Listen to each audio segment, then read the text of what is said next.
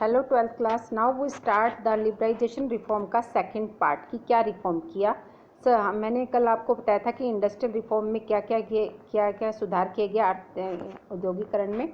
अब हम करते हैं कि फाइनेंशियल जो सेक्टर था उसमें क्या सुधार किए गए।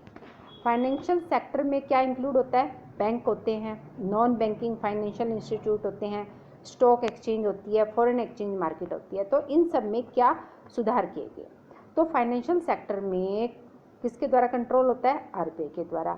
लिबराइजेशन ने sustainable shift in the role of RBI for a regulator to a facilitator, यानी कि आरबीआई को जो आरबीआई रेगुलेट कर रहा था अब उसको क्या बना दिया? फैसिलिटेटर बना दिया, फैसिलिटी प्रोवाइड करवाने वाला।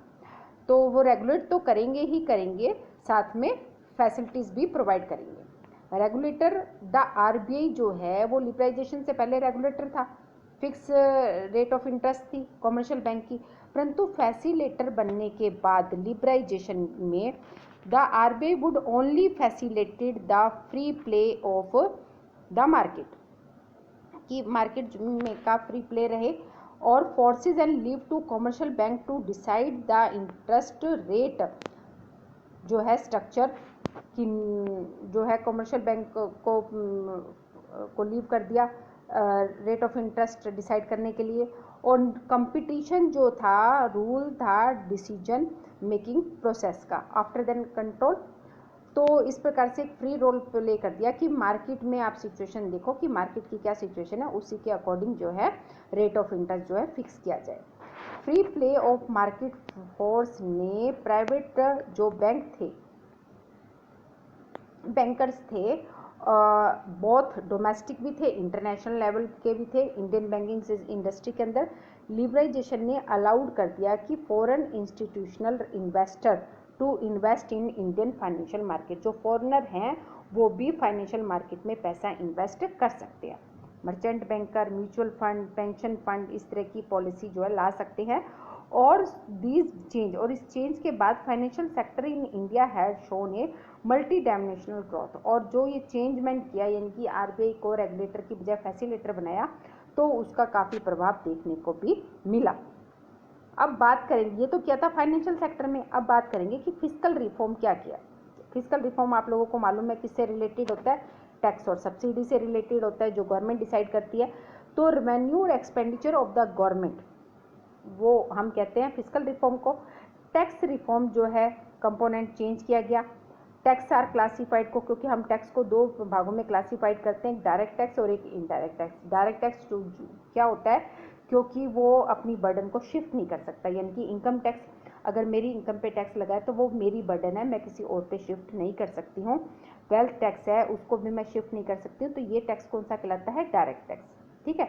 और जबकि इनडायरेक्ट टैक्स क्या होता है? जैसे वेट है, अब जीएसटी आ गई है, तो ये बर्डन हम शिफ्ट कर सकते हैं अदर पे, यानी कि एक प्रोड्यूसर जो है शिफ्ट कर देता है शॉपकीपर पे, शॉपकीपर शिफ्ट कर देता है कंज्यूमर पे।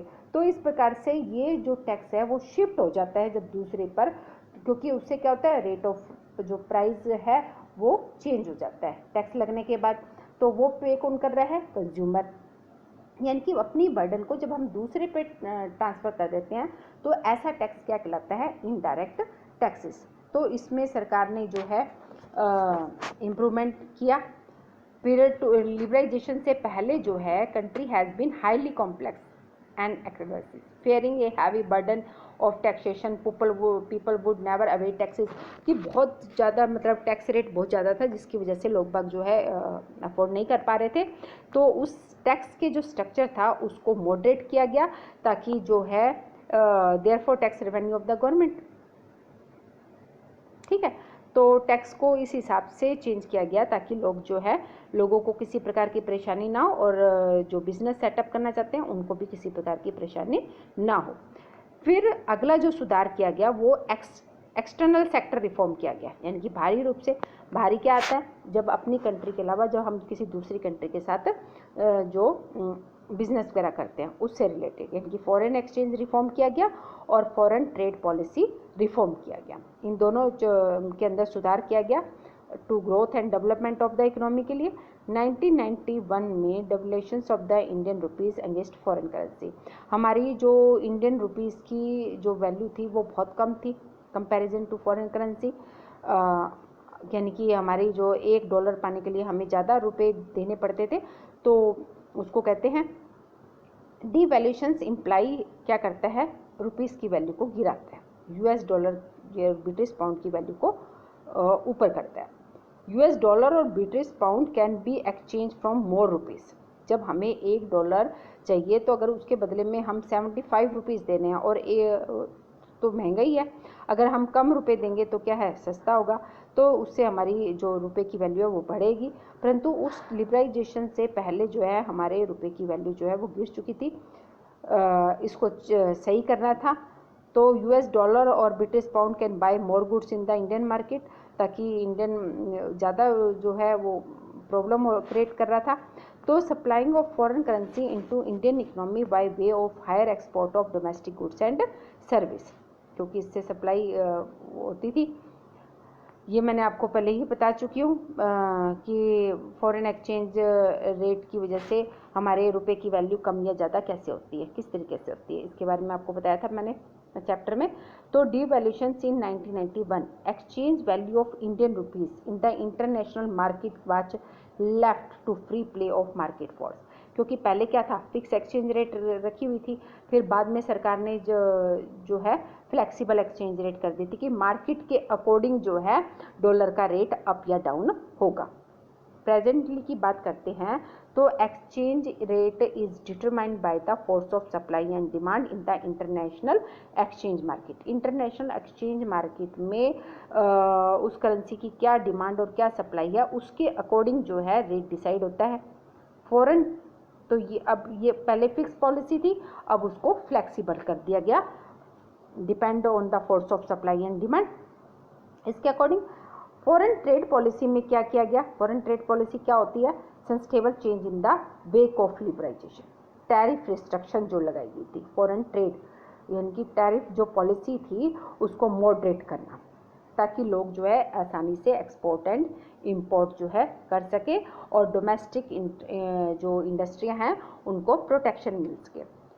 Now there is a policy of survival of the fittest. Market competition has replaced कर दिया था the policy of quota and tariff, क्योंकि पहले कोटा फिक्स किया हुआ था, अब कोटा को हटा दिया गया, क्या कर दिया गया, उसकी जगह पे प्राइवेटाइजेशन कर दिया गया। टैरिफ पॉलिसी जो है उसको भी सही किया गया, efficiency in the benchmark of growth and not simply expansion. तो इस तरीके से लिबराइजेशन जब किया गया तो केवल इंडस्ट्री की ही ग्रोथ पर ध्यान नहीं दिया गया, बल्कि फिस्कल रिफॉर्म, एक्सटर्नल रिफॉर्म और हमारे फाइनेंशियल सेक्टर रिफॉर्म में भी सुधार किए गए। तो ये थे कि लिबराइजेशन में जब लिबराइजेशन पॉलिसी यानी कि न्यू इकोनॉमिक पॉलिसी बनाई, उसका कंपोनेंट लिबराइजेशन हुआ, तो लिबराइजेशन में क्या क्या काम हुए। ठीक है, तो ये है आज का हमारा टॉपिक बेस्ड ऑन लिबराइजेशन। ठीक है, तो आप इसको ध्यान से सुने और उसके बाद इससे रिलेटेड नोट्स जो हैं अपने रजिस्टर में नोट करें।